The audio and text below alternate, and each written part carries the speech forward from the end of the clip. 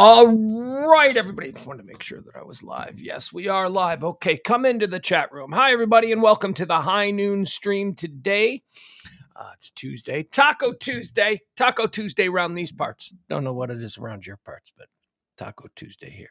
Hold on, I am not connected to the internet. I'm behind schedule today. I gotta apologize for that. Ooh, a little behind. Oh my God, you guys! I don't want to start off on a bad note, but it has been one hell of a past 12 hours for me. Can you hear me? Can you hear all of this?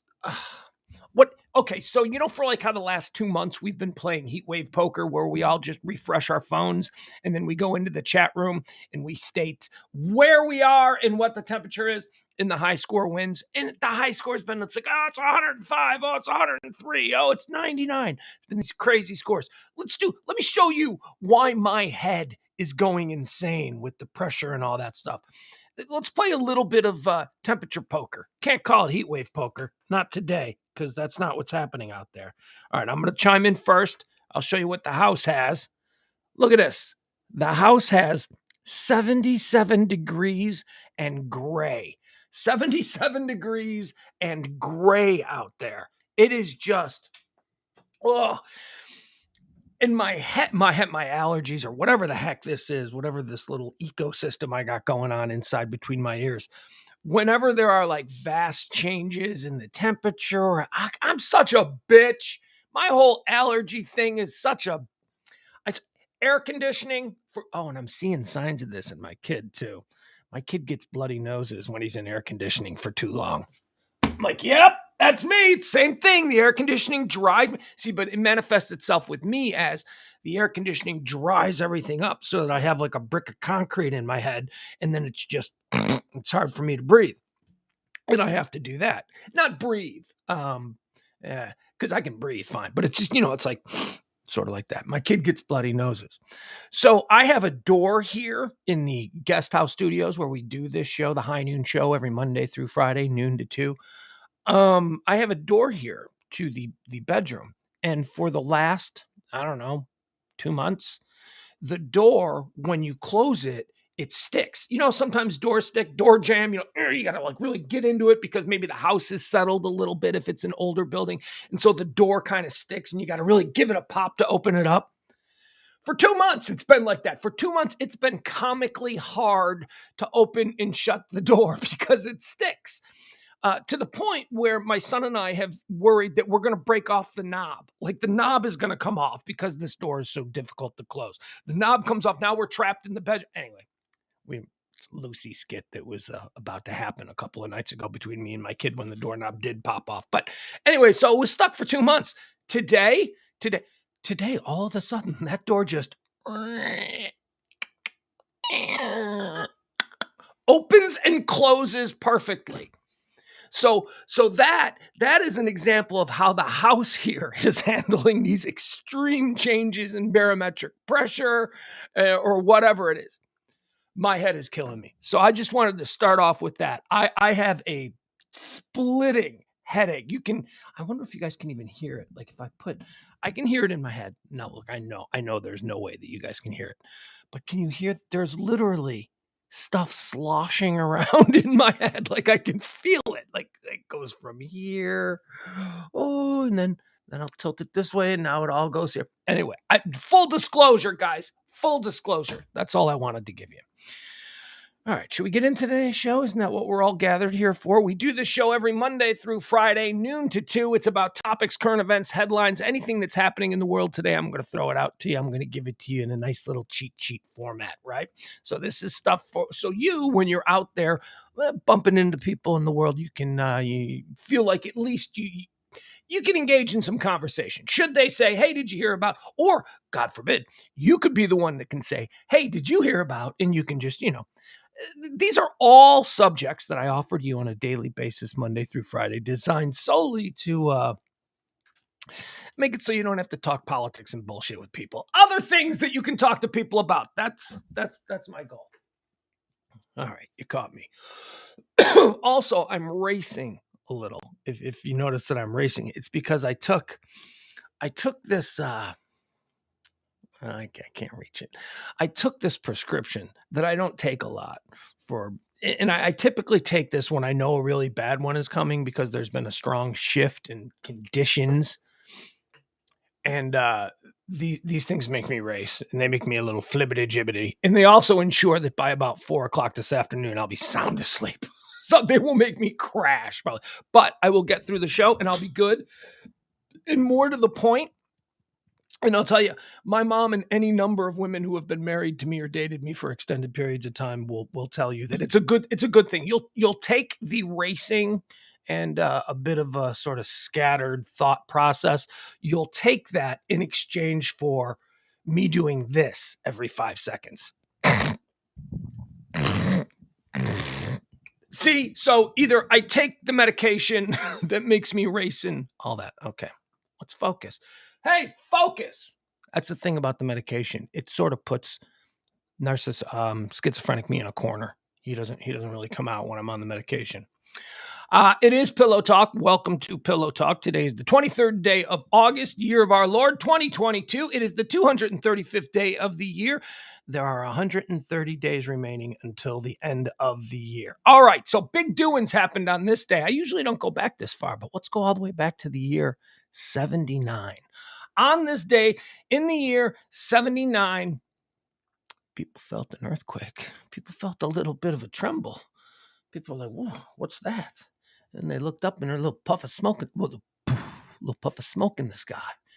They were like, oh, what's going on here? I'll tell you what's going on here. It was on this day in 79 that Mount Vesuvius began to stir and rumble.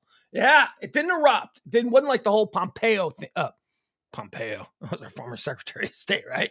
Pompey. It wasn't the whole Pompeii thing. Not yet. I don't know when that happened. Maybe that happened a couple days from now. I don't know. But today is the day that they recorded in history that Mount Vesuvius began rumbling. Didn't work out well. On this day in 1775, during the American Revolutionary War, King George III delivers his proclamation of rebellion to the court of St. James, stating that the American colonies have proceeded to a state of open and avowed rebellion. Crush them! How'd that work out for you, Georgie boy? 1784, Western North Carolina, now Tennessee.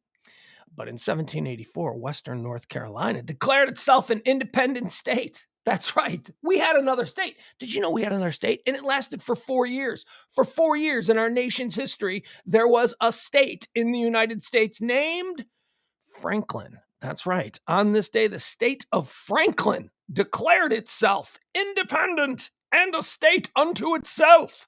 The name Franklin was used for 4 years.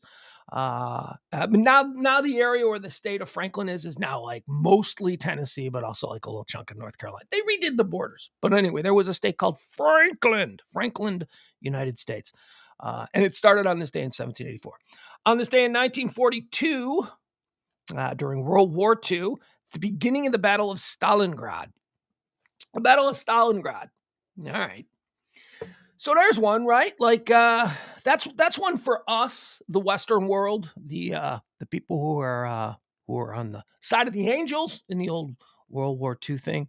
Well, so are the Russians, but not. I don't think for the same motivations. I think the Russians were just self-preservation. They were fighting the Nazis because the Nazis were coming for them. It wasn't really about a whole you can't do this to people the way the Western world sort of got involved. Anyway. So it's the Nazis versus the commies. It's like that's what I said. We just sit on the sidelines and eat popcorn on that one. Stalingrad, though, that was ugly. That was a big one. A big ass part of the war there. One that we didn't really learn about. We didn't really in American schools, and maybe rightfully so. I mean, we mostly learned about the Allied invasion and all that kind of stuff. We weren't really paying attention to. What would that be? Was that the Eastern Front? Right? It would be the Eastern Front. I don't know. Whatever. On this day in 1966, Lunar Orbiter 1 takes the very first photograph of Earth from orbit around the moon. So that's that picture. Like everybody here, each and every one of you, myself, your kids, we all see pictures of Earth from space. right? We see it a million times. Take it for granted. We see it a billion times. Half our young boys have that picture in their room somewhere, right?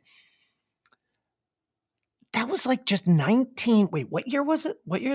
1966. Nobody before 1966 had ever seen what the Earth looked like from space. I mean, there had been drawings and maybe like an artist's rendering of what it was. Think about how mind-blowing that was. That's pretty cool. That's pretty cool. On this day in 1966, the very first picture of Earth taken from space was taken and shown to the public. On this day in 1970, on this day in 1970, organized by Mexican-American labor union leader Cesar Chavez, the Salad Bowl strike began on this day in 1970, the largest farm worker strike in U.S. history. In 1989, oh, isn't this beautiful? This is such a nice thought. In 1989, the singing revolution. It was a singing revolution. It was a revolution. People were being brutalized, and their response to it was to all hold hands and sing songs. And that happened on this day in 1989 in 2 million people, 2 million people. They fought back against dictatorial oppression by holding hands and singing. It was the singing revolution. It was so beautiful.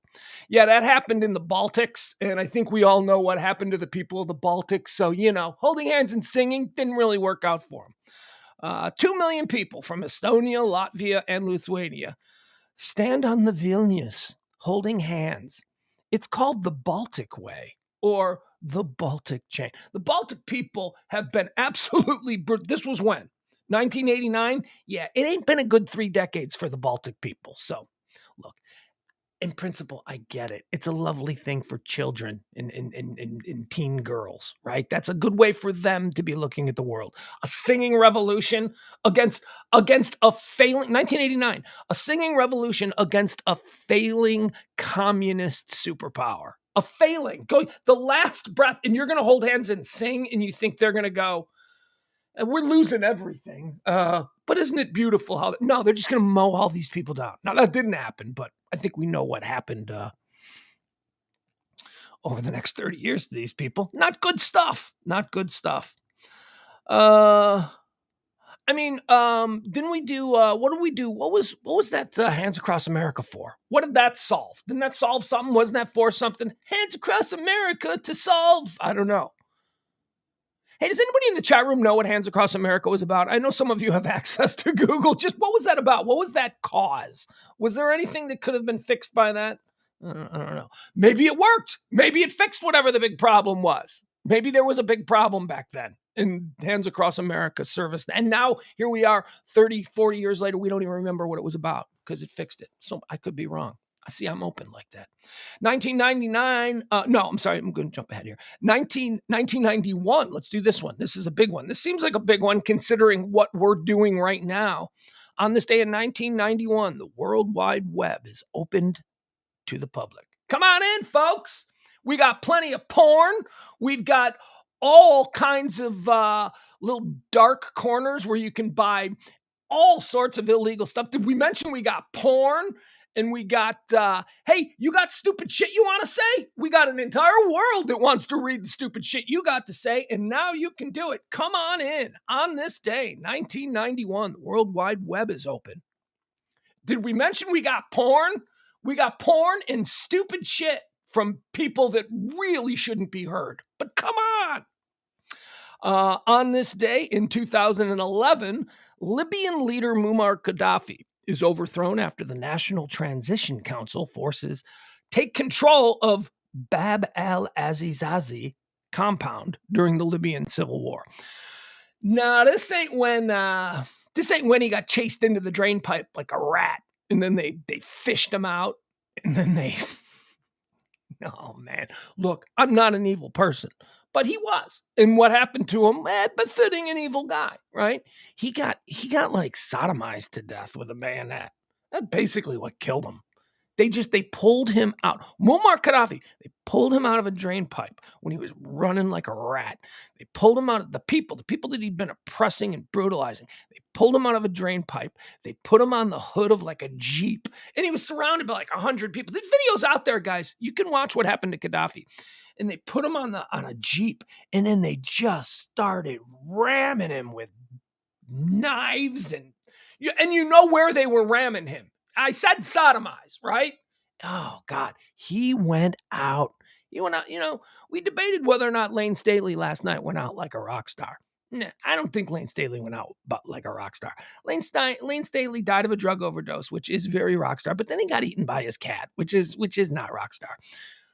Muammar Gaddafi went out like a dictator. That's how a dictator goes out. You get dragged by the people. Whether you're Mussolini being dragged through the town square and strung up, that is how a real dictator goes down.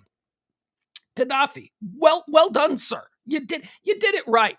You did right. As far as when you were a young boy and you said, I want to be the best brutal dictator I can be, you did it, sir. You did it. You are the GOAT.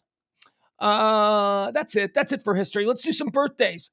Born on this day in 1913, celebrating a birthday today. Now, I only mention this because I misread it at first, and I went, oh, that's a big one. I should mention that.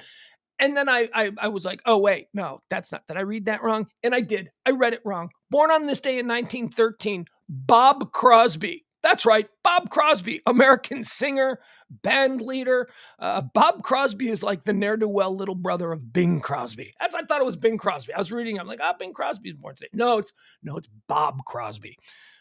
Bing Crosby had a little brother named Bob who did Bing Crosby was, for a period of time, as A-list as the A-list got. Massive. Your grandparents and great-grandparents think Bing Crosby is a major star. You don't, because he's been dead for 40 years. But Bing, massive star, like as big as it gets, Leonardo Dicaprio of his time, the Harry Styles of his day, if you will. And he had a little brother named Bob, and they used to do. There's a joke, not a joke, but it's actually true. Gallagher had a brother and Gallagher's brother would go out as Gallagher too. And it started out as a partnership because Gallagher, the comedian, wanted to make as much money as he could. And he realized he couldn't be in two places at once. And why not, make two nights pay for one night? So he got his brother to basically learn his entire act. So Gallagher's brother learned Gallagher's act, dressed like Gallagher, looked like Gallagher, and then would tour at discount prices because it's not the real Gallagher. It's Gallagher 2. And it was called Gallagher 2. And you'd go see Gallagher might play the nice theater, but Gallagher 2 might do your local carnival. Like you could go to the beer garden and, for $10 you see Gallagher 2. Anyway, it was a crazy. Bing Crosby did the same thing. Bob Crosby would tour doing Bing Crosby songs, and all the money would go back to Bing. So I wonder if that's where Gallagher got the idea. Happy birthday, Bob Crosby. He died in 1993. Born on this day in 1931, Barbara Eden. Barbara Eden, still alive. Good for her. Good for, of course, Jeannie. I Dream of Jeannie. Who doesn't like Barbara Eden, right? She honestly hasn't done anything in a really long time. And she's like 90, right? She's 90, 89? I don't know. What is she? 30, whatever, you do the math. I'm not here for math. So she probably hasn't done anything. Last time I saw her, she was still really pretty. I don't. 90 is when you get to, you're not pretty at 90. You're not. There's never been a pretty 90-year-old. What you have is a 90-year-old who's, wow, that 9-year-old looks good for 90. That's like the best you can do. Because at 90, I think you really do you start to change. Like 90 that used to be like 75. When I was little, the way I see 90 now is the way I used to see 75. Like 75 ain't that old now. Like there's people, I know people who are 75 who are like, I don't know, they still walk around without a shirt and dive off boats, they're like, they jet ski and stuff. So, I don't know. 75 is how it used to be. Good for you, Barbara Eden. Henry Lee Lucas, born on this day in 1936.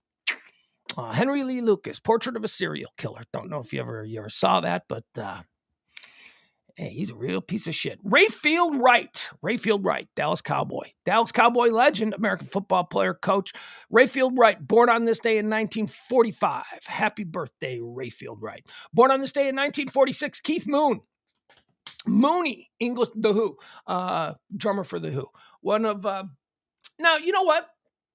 Here's where we ought to turn to our guy, Ross Rubio, because he's a drummer. He knows all about the drumming.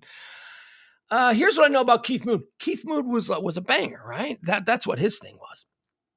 Like, you wouldn't compare Keith Moon's style of drumming to, say, a Neil Peart style of drumming, because one is like a technician who is, doing all of these intricate things, and the other one is just a banger. Do I have that right? But, I mean, people love Keith Moon. Keith Moon, a lot of people's favorite drummer of all time, because Heavyfoot, I believe is what they used to call him. Bigfoot, Heavyfoot, something like that. I don't know, it's some name. I watched some documentary once they called him that. I don't know.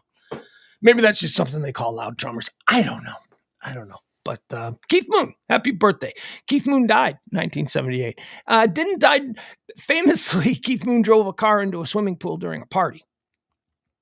And that's not what killed him, though. But I think maybe for a moment there, I thought that's what killed him. And that's why I'm talking about this now, because I'm working it out in my head. I have no governor. Everything I say here for 2 hours is pretty much just what's bouncing around in my head. So strap in.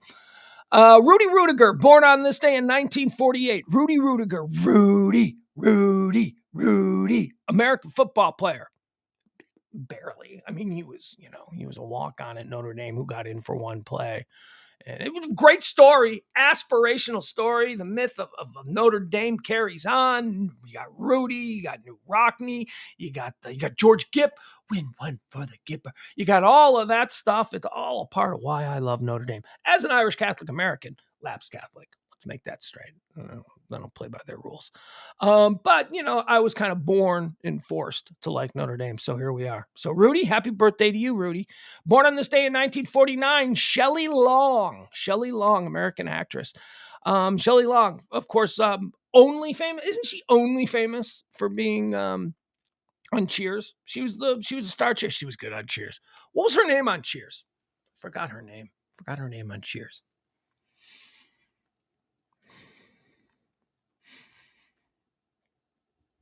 Yeah, I can't give it any more time. I guess I don't care.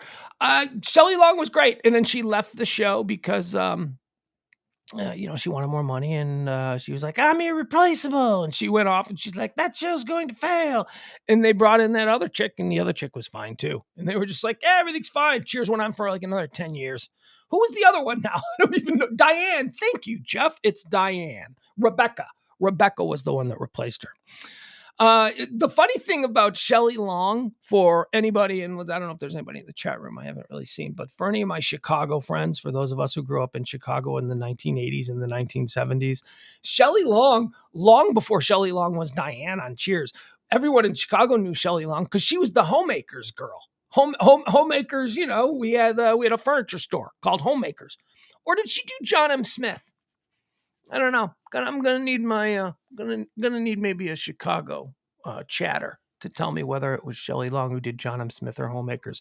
But for years, she was just this cute little girl. Homemakers, they were huge commercial advertisers in Chicago. That commercial was on all the time. And then all of a sudden, we're seeing the Homemakers girl on Cheers, and we're all like, "It's the Homemakers girl." Happy birthday, Shelley Long. Rick Springfield, born on this day in 1949. Wishes he had just his girl. Jay Moore, born on this day in 1970. All right, we're going to jump ahead. Jay Moore, American actor, producer, and screenwriter, born on this day in 1970. Kind of a dick. I'm just going to throw that out there. I've met Jay Moore numerous times. He's been kind of a dick every time. But then when you see his stand-up comedy and his whole demeanor and his whole vibe and the way he acts, he's kind of a dick. He's just a dick on and off the stage. Now, I don't mean that like he's a terrible human being and all that stuff. No, I just mean he's kind of cold, not particularly kind, just kind of like it gives off an air of superiority, that kind of thing. That was just my vibe on him. And I've met Jay Moore a couple of times, numerous. I interviewed him a couple of times, and Been in a social situation with him a time or two. Born on this day in 1970, umbilical cousins with Jay Moore. River Phoenix, American actor, was got brother, big brother. For those of you youngins, you may not even know this. Big brother of Joaquin Phoenix. Joaquin Phoenix, the Joker and all that kind of stuff. River Phoenix was his brother. River Phoenix was the movie star. Joaquin Phoenix, nobody even knew who he was. River Phoenix was the movie star, and then he took drugs and he died on the pavement in front of the Viper Room. On the Sunset Strip. So let that be a lesson to you, kids. Don't buy drugs from a guy in a bathroom at the Viper Room. Bring them to the Viper Room. Get your drugs from a source that you trust, but don't buy them. That's the lesson you should take from that. Jared Fogle, 1977. Jared Fogle. He probably wishes he was dead. He'd like to change places with River Phoenix. Jared Fogle was born on this day in 1977. Of course, former fat guy, former spokesperson for Subway, current prisoner, convicted pedophile. What did he do? Like, okay. I don't even want to think about, I don't like to think about this stuff. But like, I guess I don't know, because these stories are so, it's like, first of all, I can't wrap my head around it. Like, what is the motivation? What is the stimulation? Would you like boobs? I mean, and I don't I don't know if he was, did he do stuff with kids, or was he just involved with like taking pictures? He had pictures on a computer, or did he do stuff? And I don't care. Never mind. Anyway, piss off, Jared Fogle. We made you a star and you blew it. You blew it, Jared. You were just a fat guy. You were a fat guy who ate Subway sandwiches and you won the lottery. You didn't have to work another day in your life. Subway was like, we love your story, kid. We're going to pay you like $1 million just to, eat Subway. And you blew it. Oh, you couldn't. Jeez. 1977, still a young man. Jared Kobe Bryant. Happy birthday, Kobe. Kobe, born on this day in 1978, American basketball player, businessman, died tragically in 2020, 2 years ago. Kobe Bryant. Umbilical cousins of Kobe Bryant, Julian Casablancas. What a cool name. Julian Casablancas. American singer, songwriter, producer. The Strokes, Julian Casablancas. Another one of these, like, I always see these people who are just another rich kid. He's just another rich, pampered kid who decided, Daddy, I don't want to do a real job. Make me a rock star. And his daddy was like, oh, okay, I'll make you a rock star. Not that the Strokes weren't great for like an album or two, but, again, I think the little... his dad was John Casablancas, right? Isn't that who his dad was? I'm pretty sure. Casablancas modeling, and then like elite modeling, like the modeling world, like they ran the modeling world. So this kid probably had a supermodel girlfriend at 7. I don't know. Anyway, hey, Julian Casablancas. I like the Strokes. The Strokes were cool 15 years ago for 6 months. Jeremy Lin, born on this day in 1988. Happy birthday, Jeremy Lin. Okay. That's going to do it. There are no deaths. There were deaths, but there weren't really anything big. We usually mourn the loss of people. Here's how I do deaths. Is that someone that I remember when they died? If so, it makes the list.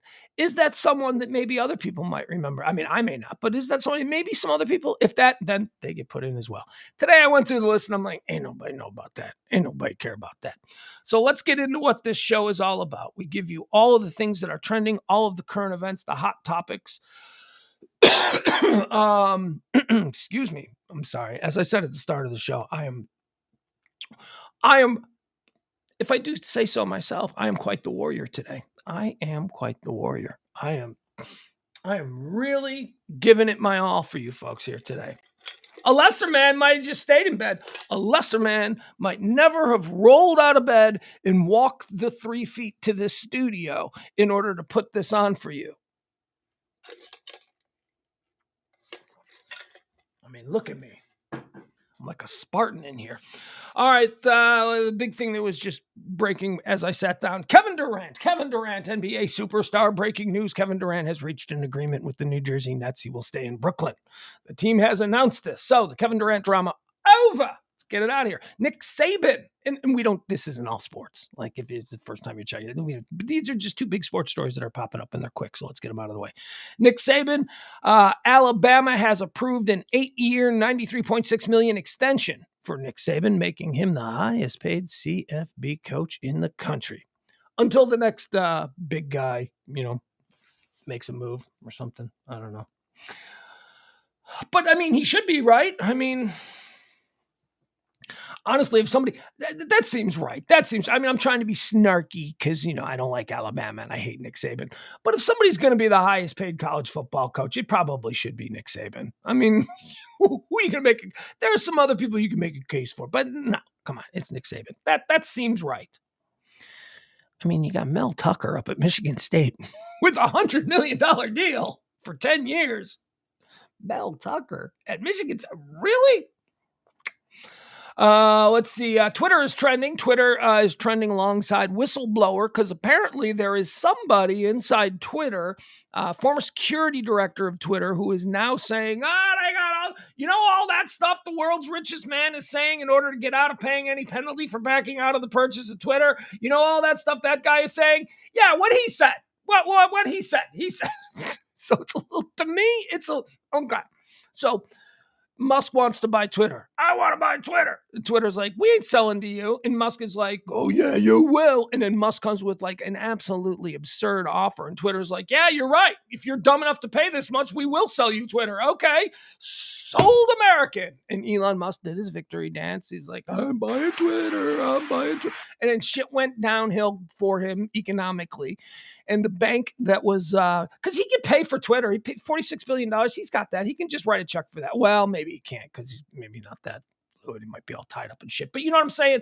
He's good for it. And so a bank came in and said, look, you know what? We've got the cash. They're going to want the cash. We're just going to give them the cash and we'll be a partner in this deal and you'll just pay us. Well, that bank, after Elon had some economic troubles, they went, yeah. We don't want to pay that much. That's a ridiculous amount of money. And, given the light of current economic conditions globally, we're going to have to back out of this deal. And that's when Elon started going, there's security problems with Twitter. Security problems with Twitter.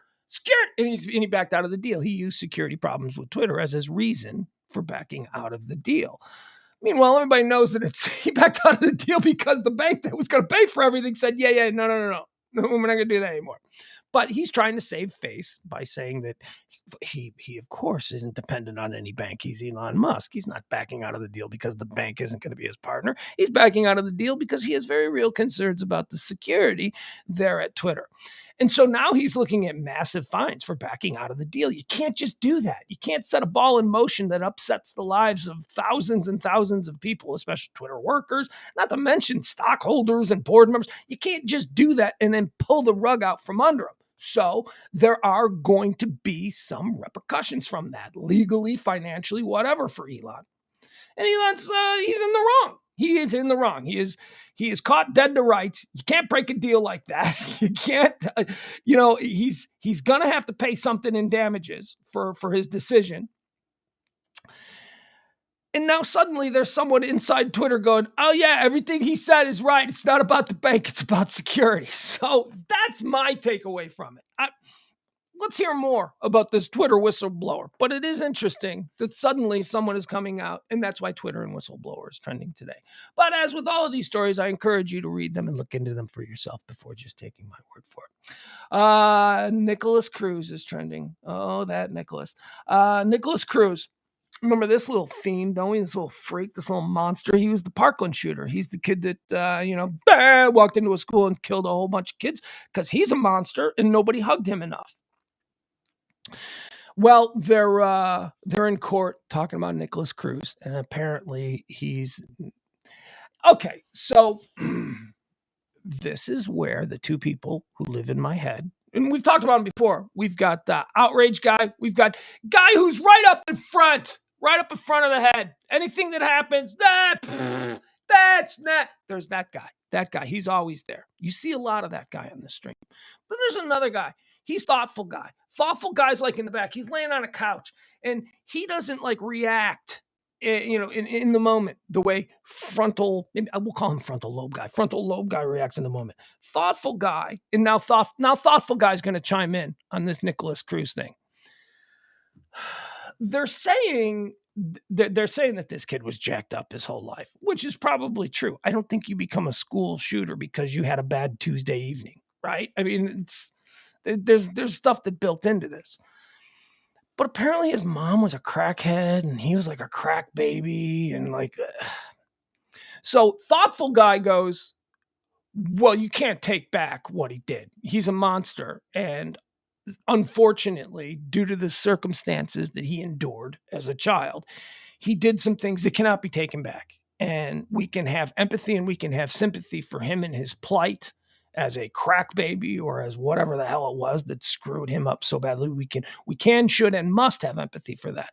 But we also have to be showing that empathy while standing firmly with the families of the children who were slaughtered. Those are the people that we're with, right? Those are the people. So we can have empathy for the fact that he was a crack baby, but we can still say, so we'll give him an extra pillow and a comforter. I mean, I'm sorry. You can't undo the past. These are the reason that he is what he is, probably has a lot to do with everything from economic conditions to, well, really? Economic redistribution of wealth. That's not what I'm saying. What I'm saying is he grew up really poor. They were broke ass. Were they broke ass for what reason? I don't know. I'm not going to look into it. But mom was a crackhead. Mom was a crackhead and a cokehead. And I can't imagine that kid had a whole lot of chances. Again, that's empathy. That's empathy for somebody that I can say, man, yeah, I can see how that can happen. That happens a lot. How do we stop that from happening? But that's not the conversation. It's not the conversation we're having right now. The conversation we're having right now is this little monster walked into a school and killed all these people's kids. So like I said, just give him another pillow. Give him another pillow. Make him a little more comfortable. Okay, so we'll show him some empathy, but he's not getting out. This is not like he's going to... Anyway, that's what's being argued in a Florida courtroom. Nicholas Cruz and his family and what did this to him. Kristi Noem, that hot governor from a state that, I don't know. I don't even know what state it is. Well, what state is she from? Let's just call it Franklin. We learned that there was a state of Franklin for 4 years in the United States today. We learned that about 10 minutes ago. Kristi Noem, governor of the state of Franklin, she's in a little bit of trouble. Where is she? Seriously, what state is she? One of the Dakotas, right? One of them. Maybe Idaho? Something. It's a totally nonsense state. It's a nonsense state that shouldn't be around. Should be a part of another state. Maybe in a territory. I don't know. Anyway.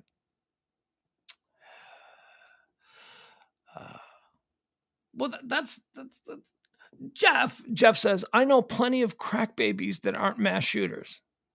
First of all, no, you don't. No, you don't, Jeff. No, you don't. You don't know any crack babies. You know, if you know one, I'd be impressed. Really? You know a crack baby? No, I know plenty of crack babies. It ain't none of them. Come on. Silly. That's your frontal lobe guy. Jeff, your frontal lobe guy is on the keyboard. It's okay, though, because I love Jeff. The show wouldn't be the same without him. Let's see here. Oh, Kristi Noem. That's right. We're talking about her, wherever she's from. So apparently she's got a daughter, and her daughter got like a real estate license in North Dakota. I don't know, wherever the hell this is. And they're like, Kristi Noem, she cheated to get her daughter. 2022, folks. You know, this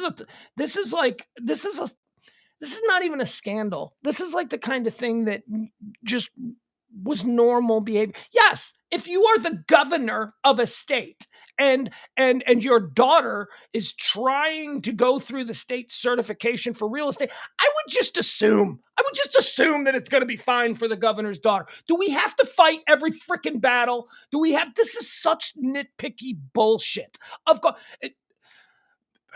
Do you think that like in the 1820s, the daughter of the governor, well, I guess it wouldn't be a daughter. Do you think that like in 1950, like the son of the governor of New York didn't have some like cool job? Is this like just something that I know that we know? Well, that's how you change. You change by starting to call out these institutional corruptions. Nepotism. Are you talking about nepotism? Institutional corruptions. Stop it. Kristi Noem, there are any number of terrible takes that Kristi Noem has that you could criticize her and that would be fair play. But this just seems so stupid. What are you worried about? We're right. She's got to run for president. No, she's not. From North Dakota? What? She's got no base. Ain't nobody gonna vote for. Well, then you take a look at her. And you're like, oh shit. Friggin' Alabama hillbilly's gonna love her. They're gonna love her. She looks like she just stopped. She hosts a Fox News weekend show. So maybe she is a danger. I don't know. Near shooting is trending. Apparently the police up there in where is this? Washington. They stopped Washington State. They stopped what they believe was a mass shooting before it happened, which is good. Okay, all right. However, I'm always a little,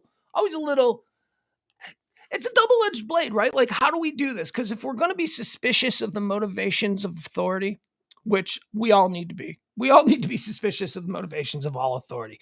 God knows if the left can be screaming the stupid shit about defund police, and now the right can be screaming the same thing about defund the police, come on.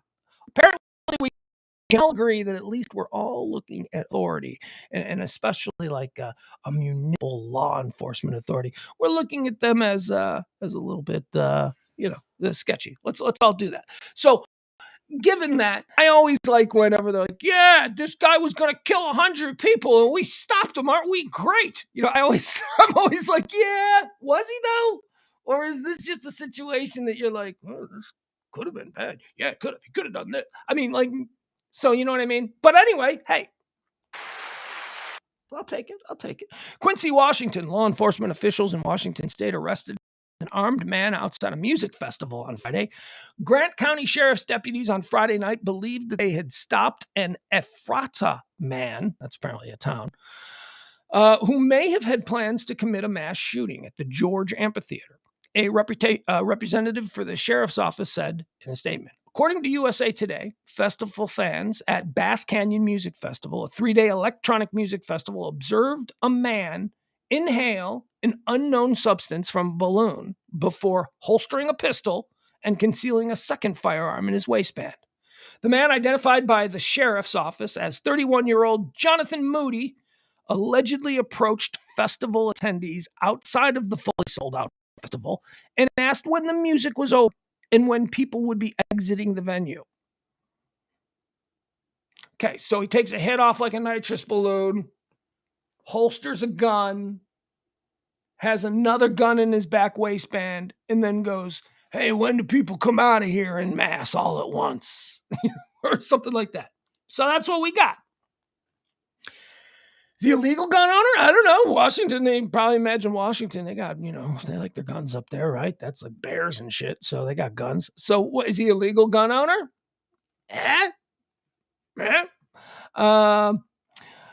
According to USA Today festival fans, the man identified 31-year-old Jonathan Moody. The festival goers alerted law enforcement officials who detained Moody and relieved him of his 2 loaded 9mm pistols. Why? Why did they relieve him of his... Isn't he a legal gun owner? Shouldn't this guy... Why are they infringing upon his right to legally bear arms? What, because somebody said he took a head off of a balloon thing? You don't know what was in there. This poor guy. They should just let him go. Took his guns away. You can't take an American's guns away from them. See how confusing this whole thing is? You people don't know where the hell I'm going with it. Why? Because I don't know where I'm going with it anymore. I don't know where I'm going. Yeah, you take this freaking guy's guns away. This seems really shady. But somewhere, somebody's like, no, you shouldn't have done that. Whatever. Festival goers alerted law enforcement. He was subsequently arrested for possession of a dangerous weapon and 1 count of... Oh, okay, here we go. This is how we get him. This is how we know we got him, and it's dead to rights. He was also charged with 1 count of carrying or handling a weapon unlawfully. All right, there you go. Statement from the arena, the music venue, Bass Canyon fam. Dear Bass Canyon fam, last night a pistol-carrying local man was arrested after reportedly being seen outside the venue at the day parking lot. He did not have a festival wristband and was not attempting to enter. Safety is our top priority. Thank you to the fans who reported him and the venue security and sheriff's department for handling the situation. Always look out for each other, stay safe, and remember, if you see something, say something. This is where I get all confused about all this stuff. Oh, see something, say something. I mean, haven't we seen these pictures of like, the fully armed Proud Boys walking into a Starbucks with like, armor and all that? Okay, I see something. Am I supposed to say something on that? Or am I supposed to be so politically tuned into the motivations and ideologies of each and every individual in any specific situation that I should be able to make a snap judgment as to whether or not this guy is, just standing up for his Second Amendment rights or is about to kill everybody in the Starbucks? I don't know. I see something, I say something. I don't know.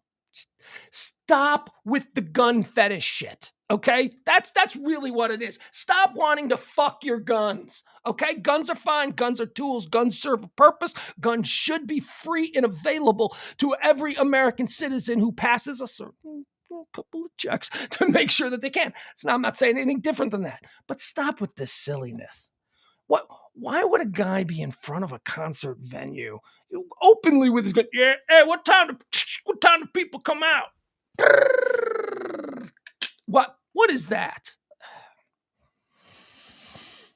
And if we're going to say it's a mental health thing, then let's go to war against mental health in this country and let's put trillions of dollars, the way we do for wars, into making sure that all of the fucking nutbags out there who could kill us at the drop of the hat are accounted for. Let's do that. It's going to take a lot of money. Going to take a lot of taxpayer money to completely redo how we keep tabs on crazy people. But you know what? I think it's worth it. But it won't be. It won't be when the bill comes across and it's a raise in taxes. So, look, our system, it's not too complicated. And trust me when I tell you, you don't need me trying to explain it to you because I am as lost as the rest of you. Wauwatosa, Wisconsin is trending. Wauwatosa, Wisconsin is trending. And, this is like one of them stupid stories that I don't really want to get into the divisive stuff because it feels like, I just almost dabbled in the divisive stuff with a little talk about guns, but But this caught my attention because for anybody who's an old fan of old fan, I hate the word fan, an old listener of the Pugs and Kelly show, you remember we used to do a segment called Pugs and Kelly's Human Growth and Development. Human Growth and Development. Human Growth and Development. It was human growth, 1, 2, and develop. 4 words. 4 stupid words that I completely made up on the fly. We had to we need to call it something. I don't know, human growth and development. And for 20 years, I've always thought, man, I wish I had another crack at that name. But we had branded it as such, and it became that. I'm like, I don't like that name. This is my internal model. I don't like the name human growth. And I wish we could have changed that. People don't know what that is. That's too difficult to understand. Besides, it doesn't even make sense. Human growth and development. I don't think that makes sense. I don't think that's a real thing. Okay, so I've been going through that for like 20 years since Kelly and I started doing these segments. So now I look here and it's Wauwatosa School Board. They're having some problems because of a new human growth and development curriculum. What? That's not even a real word. I made that up. That's not a thing. Human growth and development. And then to find out that it's about stuff. It's about polarizing stuff. Wauwatosa, Wisconsin, the Wauwatosa School Board voted 6-1 Monday night to approve a new human growth and development curriculum. The new sex ed program will focus on things like gender identity, consent, and body image. The revised curriculum was crafted with input from the National Sex Education Standards, Wisconsin state statutes, the State Department of Public Instruction standards, and the District Youth Risk Behavior Survey. Don't know what any of this means. Wauwatosa, Wisconsin, by the way, for those of you unfamiliar, and I'm unfamiliar with specifically Wauwatosa, but I can tell you, knowing all of these towns named after Indian tribes in Wisconsin, just close your eyes and imagine like the most quaint, folksy Norman Rockwell all-American town. Tree-lined streets, beautiful 100-year-old homes that are still affordable, that like families can still live in. If they were here in Highland Park, they'd be $2.5 million, 18th century farmhouses. But no, there you can still pick them up for like $200,000. Anyway, just the most beautiful place. their school board is like, sounds rather progressive, is all I'm saying, for Wisconsin, which Wisconsin has always been purple. But, they were dabbling. They got the Ron Johnson guy up there. So there was like some fear that like Wisconsin, which, was traditionally a blue bellwether state and then became a little bit purple and then started dabbling with the red. There were some concerns about Wisconsin. This is a very progressive school board here. That's all I'm saying. I'm trying to point out that this is a school board that voted 6-1 in order to teach kids about, sexual identity and mixing these subjects into the overall sex education, which I think is a good thing. My son and I talk about trans all the time. He knows all about it. Now, you might be saying, yeah, that's you and your son. That's not, leaving your son's education on the matter up to some bureaucrat. True. Point granted, fair play. I'll give you that. But so my kid learns stuff in school and then comes back and he says, blah, blah, blah, blah, and then I tell him why it's wrong and we move on from there. I don't know. Anyway, the whole point of this thing, I don't really care about this curriculum. I mean, I care about making sure that my kid is prepped up to my standards in our own time, in our home. Does that mean that he shouldn't receive some kind of sex education in school? No, absolutely not. He needs this. I believe although sex education for me was really stupid. I mean, and it was stupid for you too. I don't know if that's really where we learn stuff. I don't know. This folksy, 1950s idea of, your mom or dad, hopefully dad if it's a boy, but for me it was mom, and this never happened. But, that idea where they come to your bedside late at night. Hey, kiddo, let's talk about the birds and the bees. That doesn't happen. That does not happen. And it doesn't happen like that. It happens in the car when you're driving and out of nowhere, your kid goes, hey, Dad, what's a blowjob? That's how it happens. Okay. That's how it happens. So I don't know. They want to give them the broad strokes in, no pun intended. They want to give them the broad strokes in, 8th grade, freshman year, sophomore year in their health education. That's fine. They want to touch on some of the more,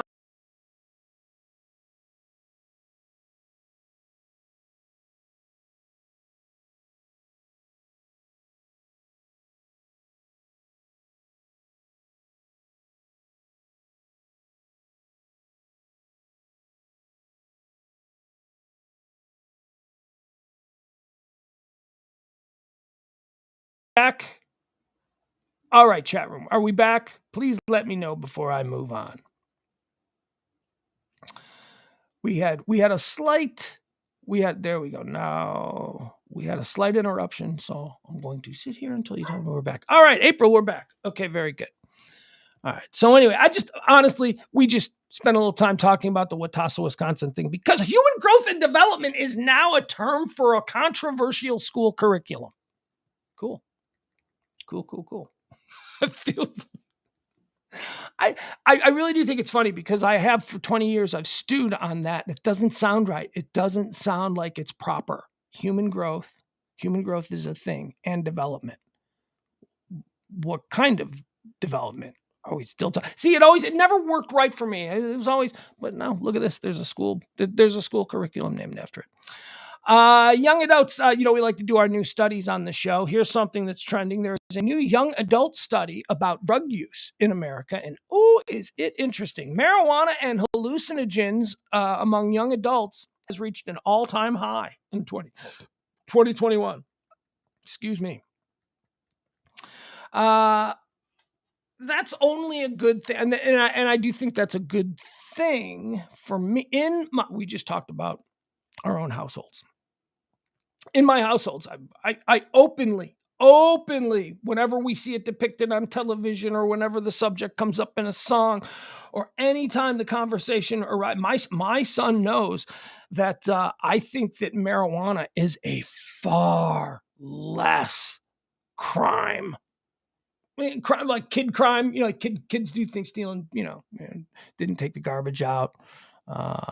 Came home from a party late, smelling like alcohol, came home from a party, kid crimes. Weed is far less a kid crime than alcohol in my household. Just simply because I know I've seen firsthand and I understand the way a 17-year-old will behave when he's drunk off his ass on tequila, and the way a 17-year-old will behave when he's stoned, when he's just geared, where he's just completely smoked. And I want that kid. I want that one. Because the 17-year-old who has just chugged half a bottle of tequila to impress his friends is going to fall and crack his head on the picnic table and end up in the hospital. Trust me. The stone kid is going to fall asleep in the back seat of the car when they're driving everybody home. That's, so that's just me.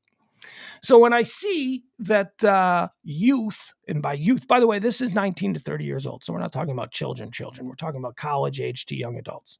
Marijuana and hallucinogen use in the past year, reported by young adults, 19 to 30 years old, increased significantly in 2021 compared to 5 or 10 years ago. Well, I can say this, and this is unrelated to this study, but this is something I just recently watched about hallucinogens, a documentary on like microdosing and how this is curing PTSD and all these. It's really interesting. Tripping, for lack of a better word, whether it's the use of mushrooms, whether it's the use of, I guess some of the old folks, LSD, which isn't really a thing anymore, Molly, the use of those things in the pandemic years skyrocketed. Absolutely skyrocketed, because people were at home and they're like, well, I can't go outside my house for the next couple of weeks. Maybe I will try those mushrooms that my neighbor offered me the other day. And that's basically what happened. That's basically, a lot of people started tripping. They just started laying on the floor in their house. And some people baked bread. Remember, baking bread became a big thing. I got to let the dog in. I apologize, folks. Let me go let the dog in. This dog just waits and it's muddy out back. And she's going to be covered in mud and it's going to be a whole thing. Give me a second.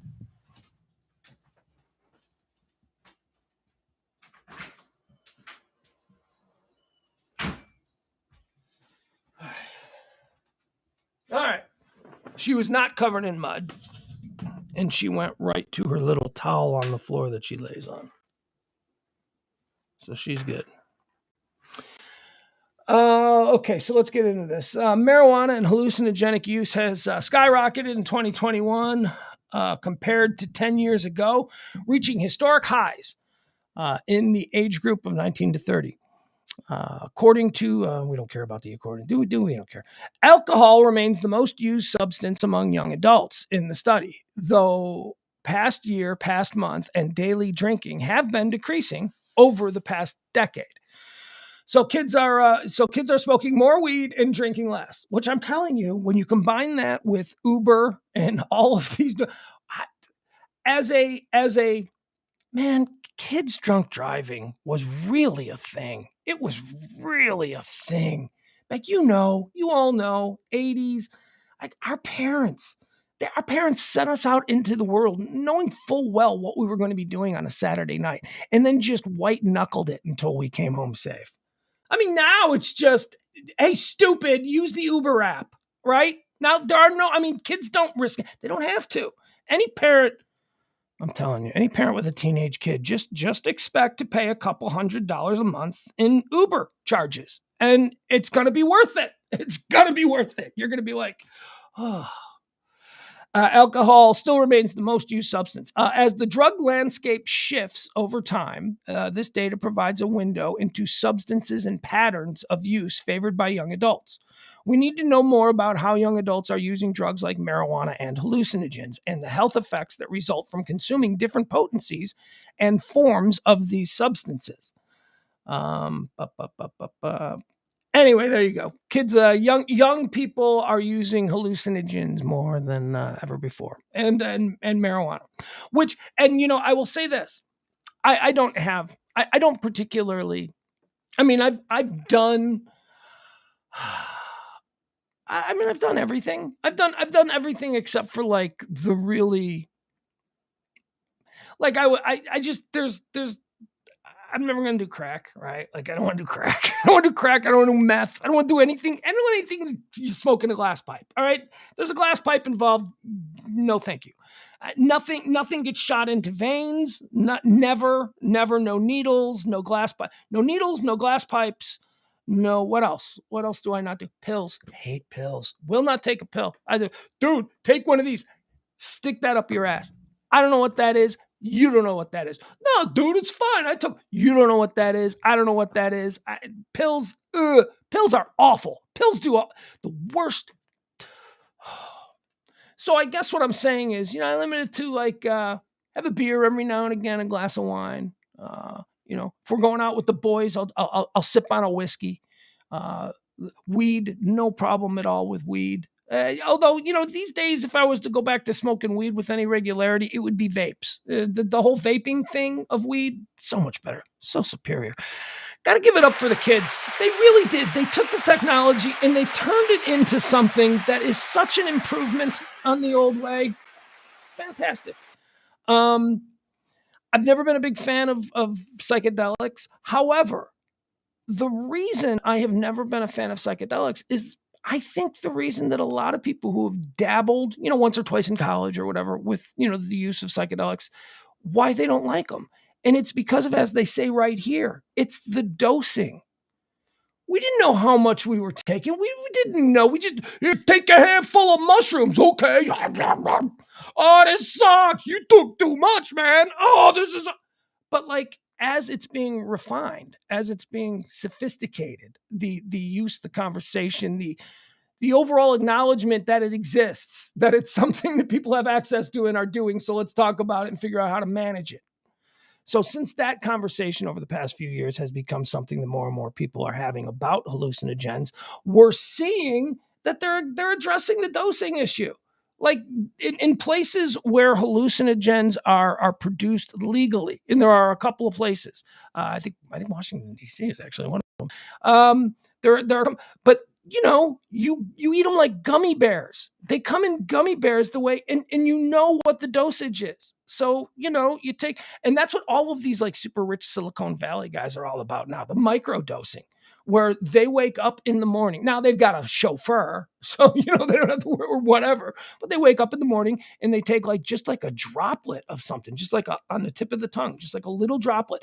It's like if you tripped on bladder acid in 1970, this is like 1/100th the power of that. It's micro dosing. It's just a little bit, and it's supposed to like make you more open. It's supposed to make you more thinky. It's supposed to make you see things in a slightly different way. It's like I say, here's what I think a lot of hallucinogens, as far as the creative portions of it, I think they temporarily make you insane. I think, I've said this a lot, painters, you get a guy like Picasso. Picasso was a whack job. Picasso was out of his mind. You couldn't be stuck in an elevator with Picasso without wanting to kill him. The guy was probably an absolutely unbearable piece of mental trash, out of his mind. But he was a genius. Because he was out of his mind, he saw the world differently and was able to create things that nobody else could create. Thus, he's a genius. And I say, most artists, most genius creatives are crazy. That's why Kanye West is another great example of. Kanye West is a despicable person, but he is, you can't debate it. I mean, if you like modern music, if you understand where music is going, he's a genius. He is an absolute genius. He is a crazy, broken human being, but he's also a genius.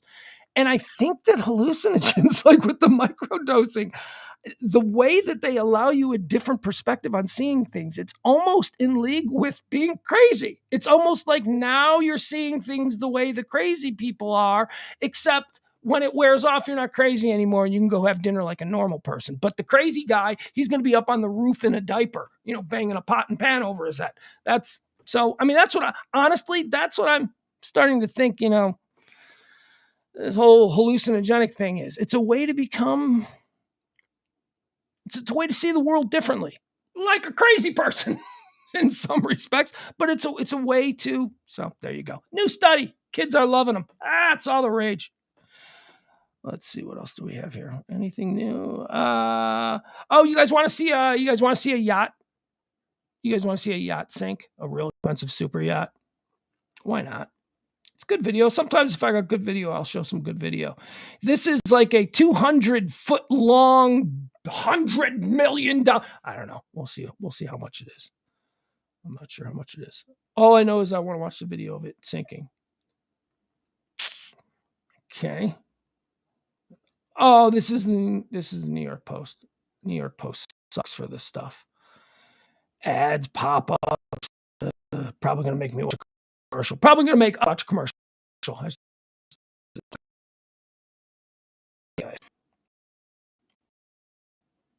There we go. There it is. Not sharing. There it is. Buffering. Let's see. Okay, is that it? There it is. Oh, look at. Oh, yo ho, pirate's life for me. Yo ho. They're the. Nobody was on board. Stop being a baby. Everybody's fine. It's just a rich guy having a really bad day, which for me is a good day. That's right. All right. So there you go. So that's what it looks like when it was being moved to like Mykonos from this, and I don't know. There was something wrong with it. It wasn't weather. It wasn't waves. I could probably read it, but it was just like an accident, just a yacht fail. Hey guys, guess what? Yesterday we talked about Google Doodles. We got a new Google Doodle today. Yesterday's Google Doodle was a 1978 Brazilian TV actress who was the first trans woman ever to appear in a regular role in a TV series. And it was in Brazil, and it was in 1978, and that was notable to be yesterday's Google Doodle. I will point out, never mind. I was going to point out about the first Jewish guy to arrive in New York, how he could have been the Google Doodle yesterday, but they decided to go with the first trans person. Today's first trans actress from Brazil, because guy in the frontal lobe goes, that's stupid. But then thoughtful guy in the back goes, he gets off the couch and he goes, yeah, but you know what? But there are a lot of people going through that. And then frontal lobe guy turns around and goes, a lot of people? Can we stop saying a lot of people? Can we stop acting like we are lousy with trans people? There are some. There are far more than there were 20 years ago. That's for sure. There are, but we're not lousy with trans people. It's not like you trip over trans people when you walk out your front door. Okay? A lot of people, we look, we gotta be respectful, gotta be nice, gotta be kind. But let's stop pretending like, although my kid says he's got a trans kid in his middle school. He's got one. And I'm like, are you nice to him? He's like, yeah, it's not a big thing. My kid honestly doesn't even think about it. He's 13 years old. It's like normal. Yeah, he's trans. He's different, whatever. Which is good, so maybe that's progress that at some point we'll all be, no matter how freaking, and I was just going to say, no matter how weird you are, but I don't mean to say that trans people are weird, but you got to accept this. In the eyes of a lot of people that have to become comfortable with you so that, we can all start treating you like normal, deserving human beings that you are. There are a lot of people that, think you're weird. So, we got to get to a point where thinking somebody's weird is not a bad thing. We just got to be okay. We just got to be okay with people. People just got to be allowed to be weird. But this whole idea that we're serving the global trans community. I mean, I know that we hear these anecdotal stories now more than ever. And, there's, like I said, there's a kid in my son's middle school who's trans, who probably 5-10 years ago, that would have been a story that would have had Nancy Grace going nuts, right? Like every night, this school in Texas, it's a boy, he's a girl, he's a boy, I don't know. It would have been that whole thing. Today, my kid, there's a trans. But they're not, it's not everywhere. It's not an everywhere thing. It's not like every Thanksgiving dinner table is going to have a trans person at it. That's not where we're at. So Google, over-serving, trying too hard, maybe a little bit. Not going to flat out condemn you, but All right, so today's Google, I don't know. Now, who is today's Google Doodle? Hold on, let's find out who today is. Today's a nice one, I guess, right? Today's Google Doodle is some Indian, some lady. She was from India, and she was a scientist, and she did some stuff. Who was Anna Mani, and why does Google honor her today? Mani was an innovative scientist recognized for her contributions to India's weather forecasts and her research on renewable energies. There it is. There it is. She's a woman. She's from an emerging nation. She would be a minority in the United States. Science is good. Also, it's like the progressive green renewable energy and stuff. There you go. That's why she's the Doodle. That's right. Could have honored Bob Crosby today. It's Bob Crosby's birthday. Google could have honored Bob Crosby. That would have been fun. People would have been like, oh, Bing Crosby had a brother. And then it would have opened up nice conversations about how Bing Crosby was the original Gallagher. We did the whole Gallagher 2 thing. Folks, if that makes no sense to you, just back the show up about 30 minutes and you'll find it. Probably more like an hour. Okay, twins marrying twins. Here's a fun one, right? Okay, so yesterday I asked a stupid guy question, and I was rightfully beaten up for it. I asked, do electric cars, is it different for electric cars when they get flooded? Like when you drive through a flood zone in a combustible engine car, that's one thing, and I get what happens at, the spark plugs get wet and, and the car stalls out. Get there. I've been there. That's happened to me. But I was wondering, like electric cars, like electric cars, do they and then they hit the water and it's just like a lightning bolt, like in a cartoon or something. I don't know. It was stupid. I thought it through. I know it's stupid now. You guys can lay off me, but I got another stupid question. Okay. And this stupid question that I'm about to ask you is also being asked by newspapers. So we got twins who married twins. Okay. Follow me on this. We got a dude and his twin brother. They went out one night and they met a chick and her twin sister. And the dude and his twin brother and the chick and her twin sister, they hooked up. They both hit it off. It was great. It's crazy. Everybody, hey, I know 2 twins who are married. And they got married. And now they have a baby. Okay? So twin brother married. Wait, okay, so let's work this through. So 2 twins got married. So 2 brother twins married 2 sister twins. In the one set of twins, they had a boy. In the other set of twins had a boy. And they both had the kids like at the same time. So they're only separated by like a couple of days, these kids. Doctors are saying that they're genetic brothers as well as being cousins. Because they came from 2 sets of twins, that yes, they are cousins. They were the children of sisters.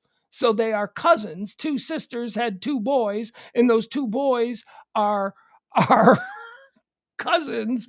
But because the sisters were twins, genetic matches, and they were married to men who are twins, genetic matches, these kids are not only cousins, but they're also genetic brothers. Wow. Mind blown. How does that work? Thank you.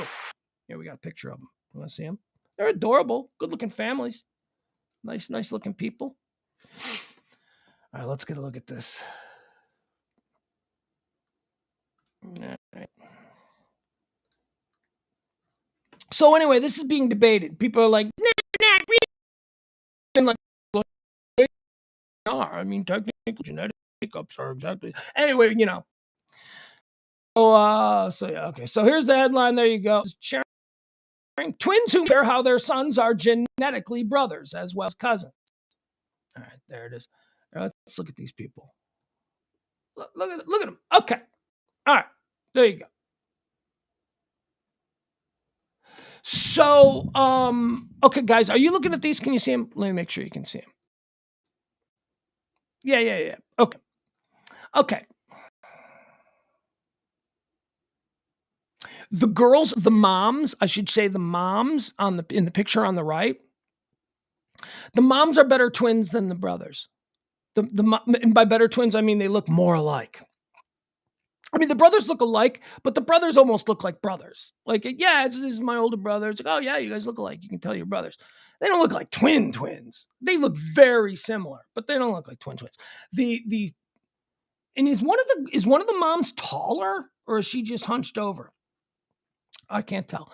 If you've ever wondered what would happen if two identical sisters married two identical brothers and they both had babies at the same time, you're lying. Yeah, you are lying, because I never thought about that either. That was never, but now that I'm learning about it, I'm like, yeah, all right, let's do this. Genetic fun. Turns out the answer is quaternary twins, which means that while the babies are technically cousins, they're also genetically brothers. Twins Brianna and Brittany Dean, 35, from Virginia, and twins Joss and Jeremy Sailors are parents to Jackson Jett, who are just 3 months apart in age. Oh, I thought it was like 3 days. Okay, but 3 months apart in age. So one was a little bit older. Because Jackson Jett, who are both one, share the same DNA, they are genetically brothers, and the family is one of just 300 quaternity families. No, that's crazy. Anyway, there you go. That's a cool story. I like that. I hope they like each other. I mean, because they're probably going to grow up. There's a lot of pressure on them now. Not their moms are twins, their dads are twins. I hope they like each other. They probably look alike, right? Oh, won't that be great? I want to see them at like 15. You know what? We'll go 10. No, 10's not. 13.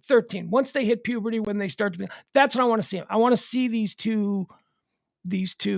I want to see, are they going to be twins, or are they going to have some sort of that's very interesting. All right, goes on. There was a shooting yesterday afternoon in Atlanta, right there in Midtown Atlanta, and for I don't know, for about 20 minutes, it was looking like it was another one of these mass shooting kind of a deals, but it turned out to just be somebody who lived in an apartment who was angry at the rental office, and she went into the rental office, and she just started shooting the place up. Apparently, I don't know. There's more to, but anyway, it wasn't a big.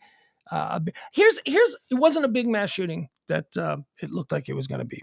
She was apparently in the apartment. She went to the rental office. She shoots up the rental office, gets in her car, drives to the airport, and is getting ready to leave town. Like, this was all. It's like, okay, I guess I'm being foreclosed on. I hate these people at the rental office. I'm going to go kill them all and then drive to the airport and fly away. They caught her at the airport.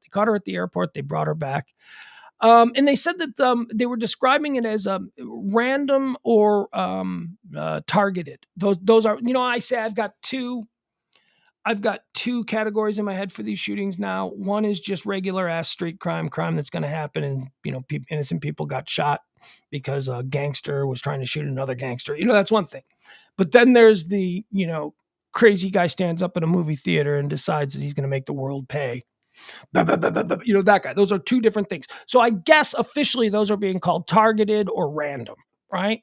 So like a random shooting is the guy who stands up in the movie theater and and targeted would be, the I'm trying to shoot that gangster over there, right? That. Okay. So that's what they're calling it. They're saying that this one was targeted. They're saying that this was a targeted shooting. And I have this is where I have a problem with it.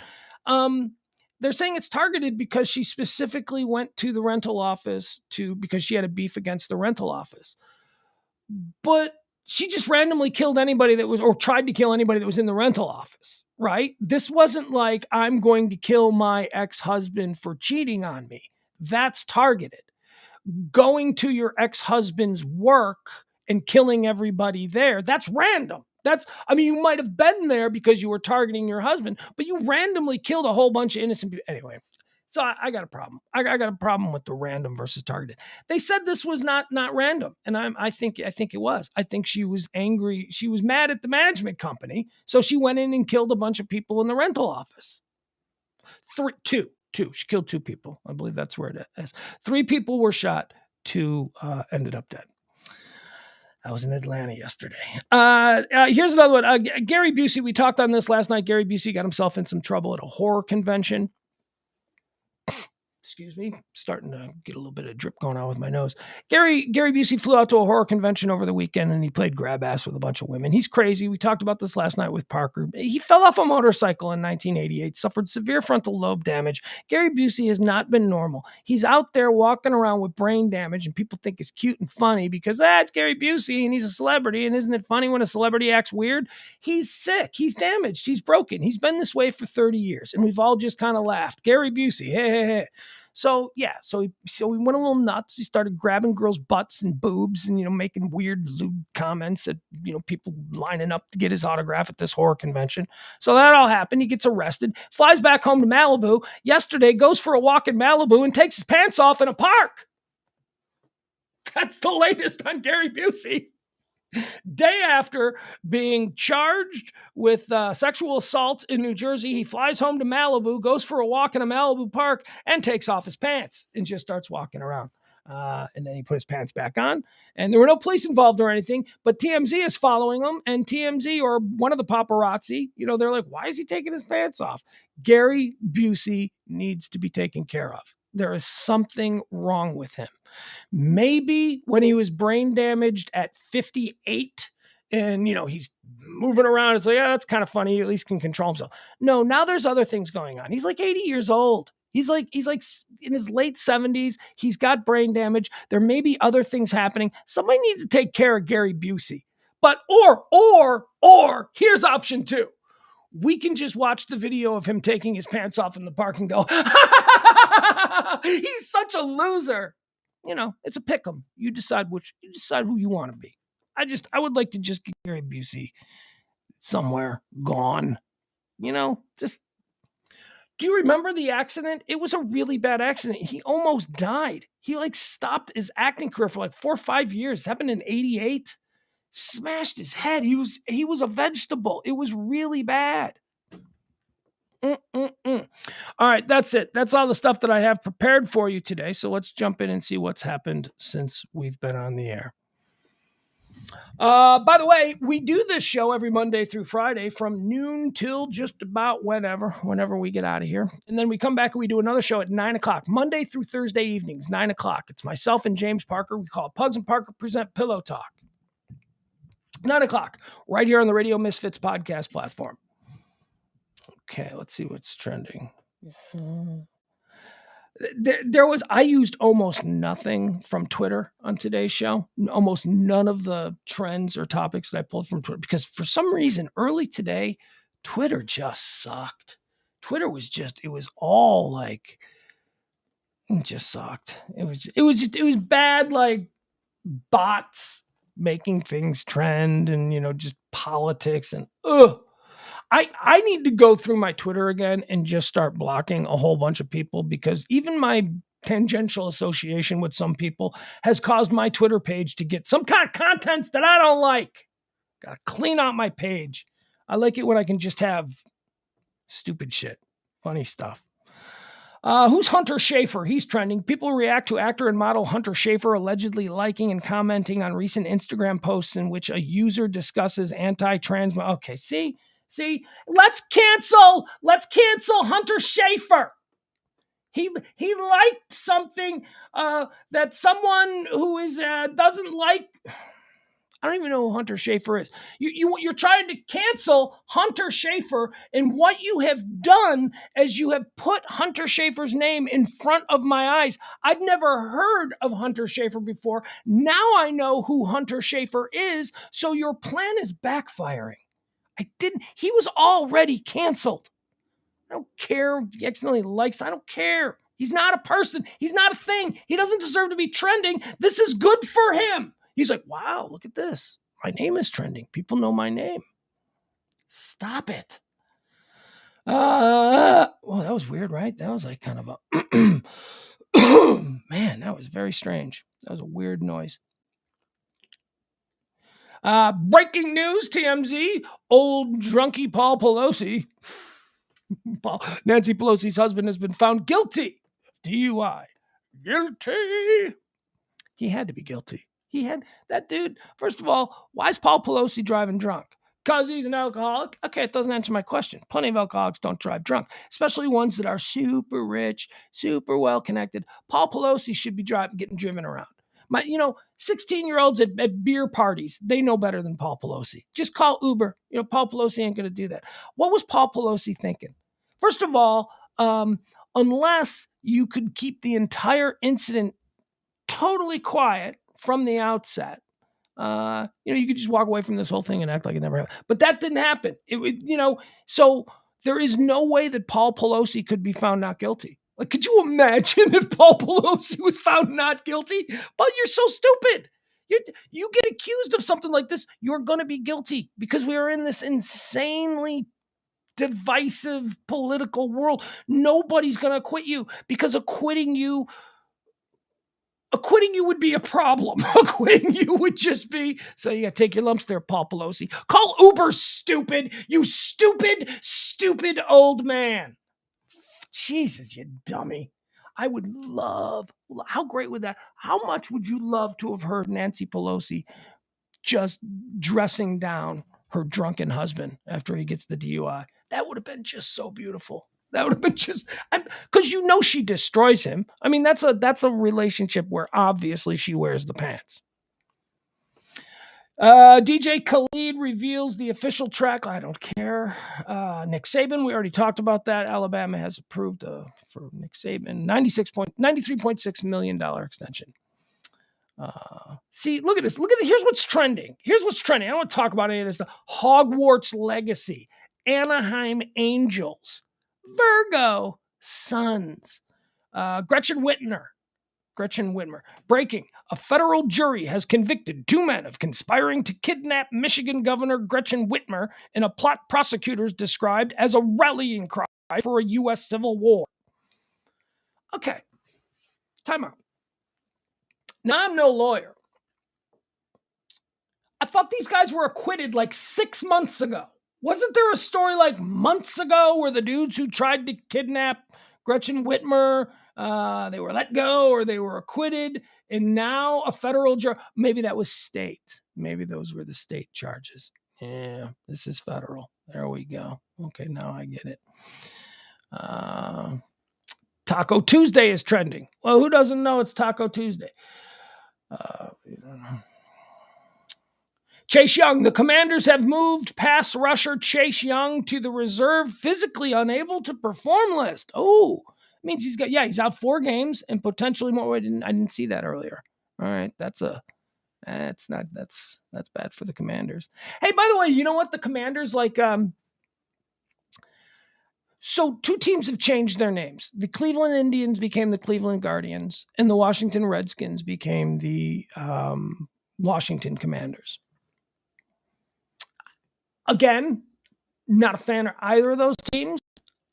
And neither are you. Stop it. Not a fan of either of those teams. Don't really care what they go by. Don't need to be involved in the argument about whether or not those names should have been changed. Because you know what? You want to talk about the Chicago Blackhawks? You want to try and change the Blackhawks name? Yeah, I'll talk to you about that and why that's stupid and why nobody ever even talks about changing the Chicago Blackhawks name.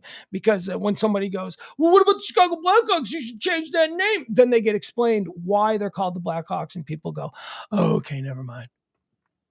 But so of the 2 teams that changed recently, the Cleveland Guardians play in my White Sox division. So I pay very close attention to the Guardians. Very close. I'm watching the standings. I watch their games when there's one available, because they're in my division and we need to beat these guys. I have no problem. I have had no issues with the switch over to the Guardians. There have been no moments where I accidentally referred to them as the Indians. They're just the Guardians. I've seamlessly made that transition. They're the Cleveland. I don't even think to call them the Cleveland Indians. So they've done a nice job there. And also I like their guards branding. Like a lot of their fans, they have these jerseys that just say guards on it. I don't know. It's pretty cool. I like their branding. Now it's interesting too, because it's the Cleveland Indians. They're the ones who weren't quite as effective. Like the Redskins, I get that. That's like, you dirty Redskin. That was like a bet. That's something you called them. Whatever. Okay, so I can understand somebody's got a problem with that. That's fine. Calling the Cleveland Indians the Indians and then using an image of a Native American, that's just wrong. They just made a mistake, right? Because Columbus thought he was in India. So he called the natives Indians. So that's just wrong. That's just silly. But it's not offensive. It's not, he thought, hey, I'm so glad to be here among you Indians, Columbus said. And they didn't speak Portuguese or whatever it was that Columbus spoke. So they just nodded and went, yeah. And he went, oh, they must be Indians. We must be in India. And so it was a mistake. Redskins, though, calling someone a Redskin, you use that term aggressively. That was used as something to put them in their place, to sort of marginalize them. But, the Indians thing, that's just stupid. So, fine. So, the Guardians, no problem. I keep calling the Redskins the Redskins. I have not been able to transition as seamlessly into calling them the Washington Commanders as I have been in calling the Cleveland Indians the Cleveland Guardians. Again, never tripped up once. It's for me, maybe it's because I'm more hyper-focused on the Guardians, and it's been months and months and months of me seeing that name, and it's now finally stuck. But when I think of the Cleveland baseball team, what's the name of the Cleveland baseball team? Guardians. Like, I wouldn't even slip up. I wouldn't even go Indians. No, I mean Guardians. No, because it's completely transitioned into my head. They are the Cleveland Guardians. I ain't the case for the Redskins. See, I keep calling them the Redskins. I can't stop. And it bothers me because that's the bad one. The Redskins is the bad one. The Redskins is the one, not the bad one. Not for me. I don't care. I don't feel bad for, somebody, the Redskin. I don't like hearing that word. It makes me cry. It's not what I'm saying. What I'm saying is it's the one where there is a bit more of a case to be made for why the name shouldn't be said so freely in public, especially in a civilized society where we pretend to treat everyone as equals. I get that. But again, as I stated, I'm not a fan of either the Washington or the Cleveland baseball team, the Washington football team. So me, getting on my keyboard going, this lefty BS about, while I type it from Texas is kind of stupid. And it only just shows how so many of you just love to be outraged. I talked about it yesterday. You get that endorphin rush. Well, what's that? Give me some bad news. Come on. Is this going to be bad news? That's bad news. That sucks. I can't believe. And you're happy. You know why? I think it's because most of us throughout our life, it's almost always bad news. I mean, I would say that we probably receive in our regular everyday working life, living, loving, whatever you want to call it, we probably get 5 pieces of bad news for every 1 piece of good news. You ever notice that? Like, bad news all the time. It's going to rain or whatever. So maybe we're just more keyed into accepting bad news. And that's where the outrage comes. It's beating the bad news. It's taking the bad news, being outraged by it, using that fake outrage to give ourselves an artificial endorphin burst. And then suddenly it's like, bad news is good news because I feel great hating on people. Hating is great. Being angry and letting people know that I don't like this makes me feel great. And I feel great very little in my life. So that's what it is. That's what it is for me. California Angels are trending. California, wait a second. I just went through a whole thing about how California Angels aren't a thing, right? California Angels haven't been a thing since Rod Carew. The California Angels, why are they? That would be cool. I would like for them to go back to being the California. They're the LA Angels, right? They were the California Angels forever when I was growing up. Then they were the Anaheim Angels, and then they became the LA Angels, right?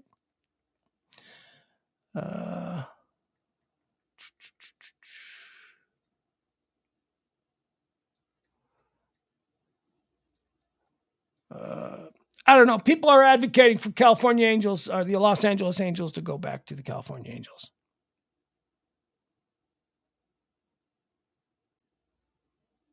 Oh, okay. Here it is. This is why the California Angels are trending.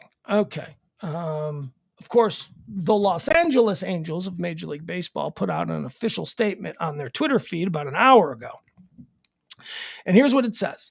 Today, Angels Baseball announced that the organization has initiated a formal process to evaluate strategic alternatives, including a possible sale of the team. Owner Artie Moreno,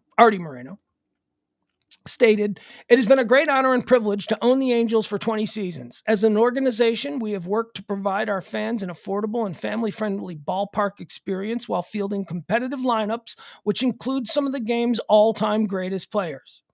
Although this difficult decision was entirely our choice and deserved a great deal of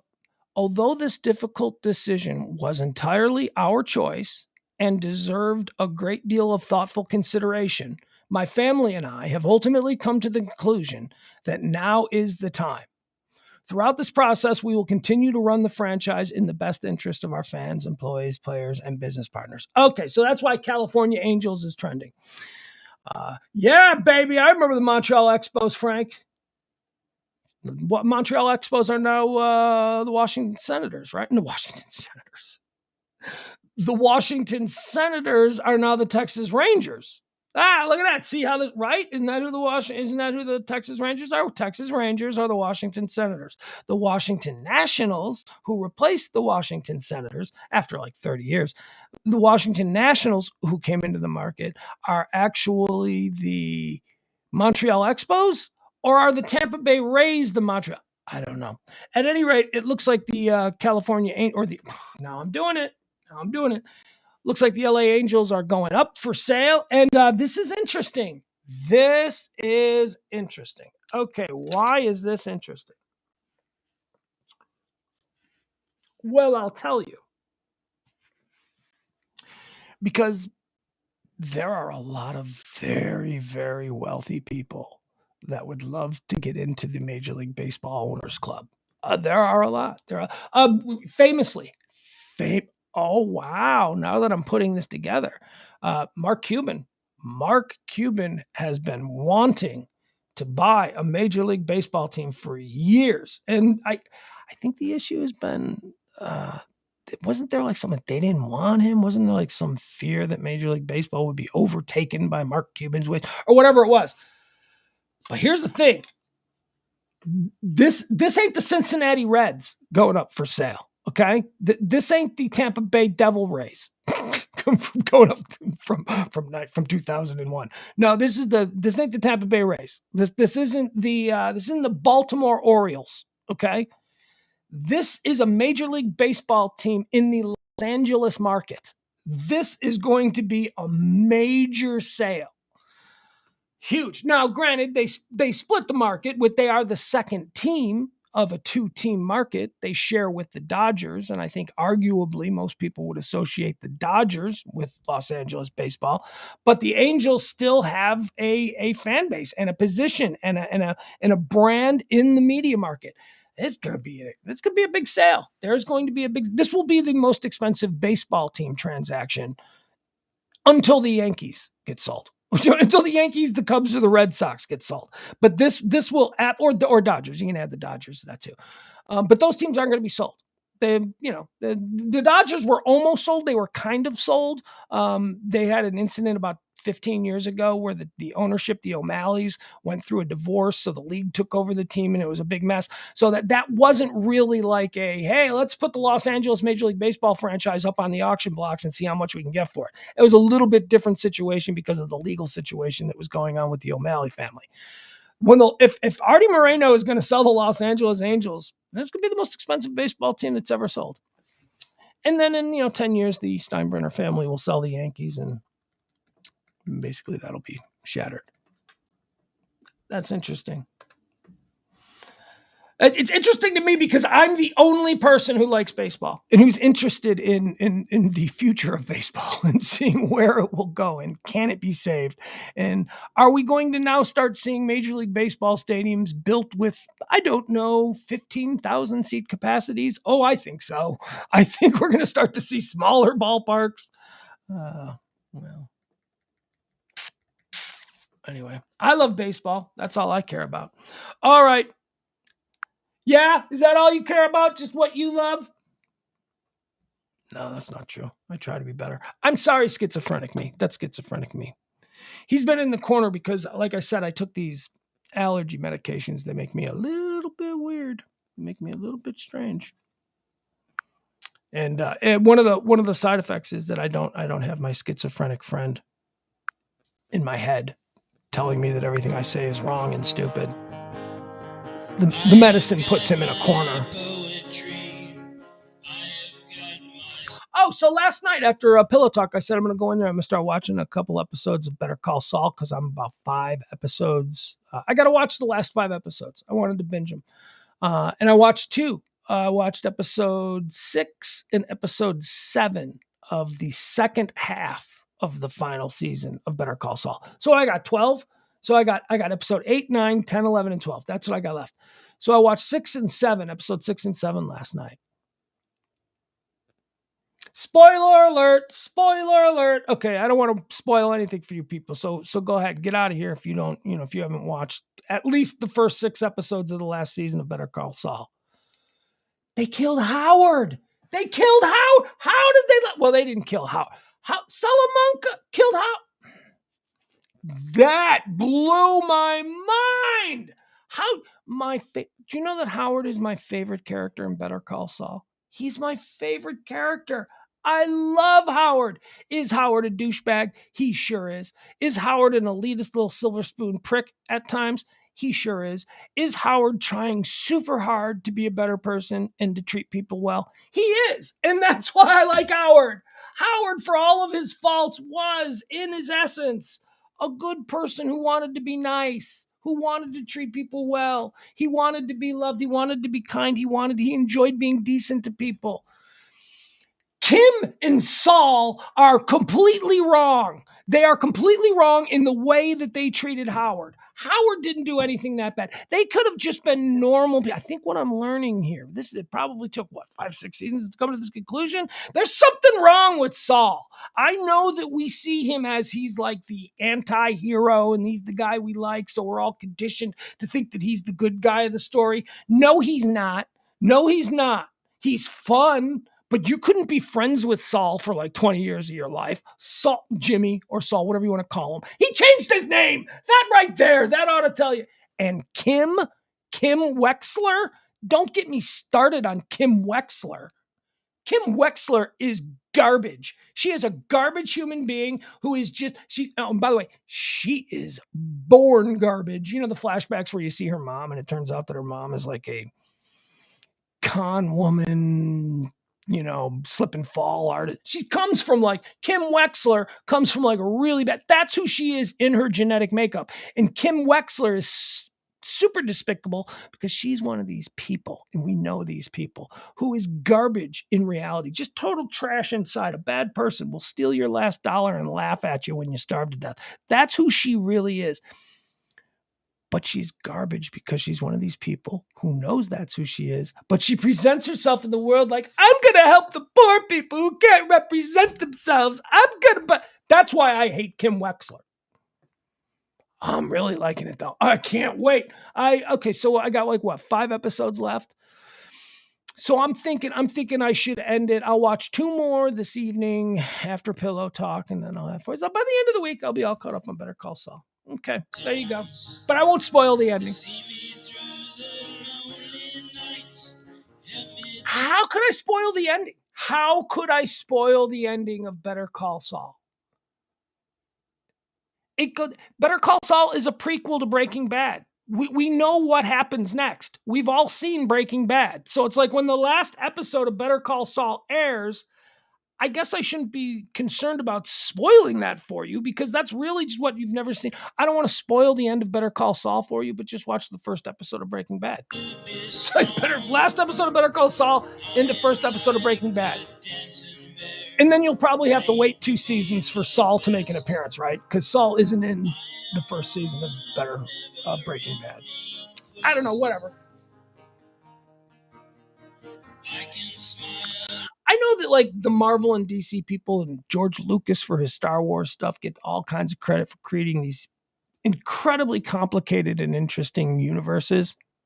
Man, that Breaking Bad, Better Call Saul universe is pretty good too. That's a pretty good. I'd like to expand that universe. I was thinking, what do we need? You know what we need? Here's what we need. I'll tell you what we need. We need a Gus Fring show. I need that. What's that guy's name? Giancarlo Esposito, right? I need him. Why not? I want to see the life of Gus Fring. There you go. Give me Fring. Just call it Gus. Gus. Or Fring. You can just call it Fring. I'd watch that. Coming this fall to FX. Fring. I'd watch Fring. I'd watch Gus Fring. It's fascinating.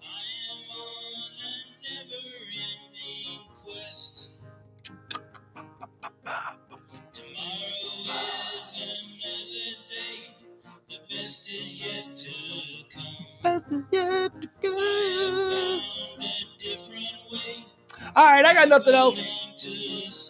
You guys are awesome. I love you.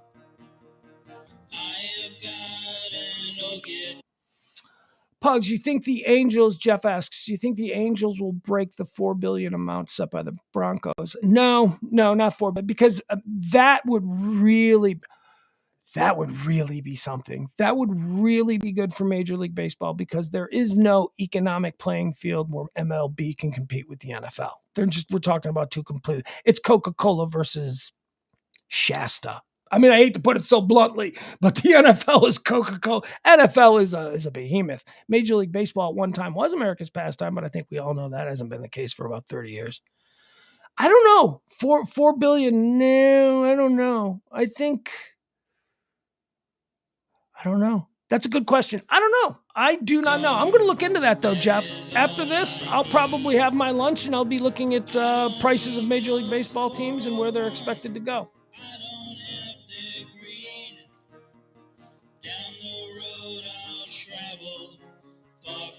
I think the only, I don't know, is there, I don't know what the Cubs sold for. The Cubs sold about 10 years ago now, maybe 12 years ago, and they sold for huge money. It would be the Yankees. It would have to be the Yankees. I think if the Yankees might be the outlier.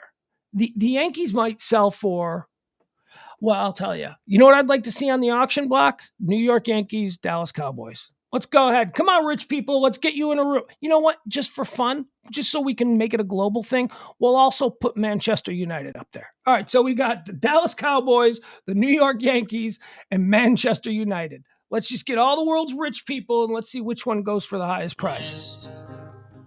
I am on a never-ending quest. Tomorrow is another day. The best is yet to come. The best is yet to come. All right, I gotta go, folks. We'll see you back here at 9 o'clock tonight, okay? 9 o'clock for Pugs and Parker proudly present Pillow Talk on the Radio Misfits podcast platform. You're the best. Love you, bye. Things are going good. I always had to be on guard. That is understood. Down the road I'll travel, far from the comfort nest. I am on a never-ending quest. I am on a never-ending quest.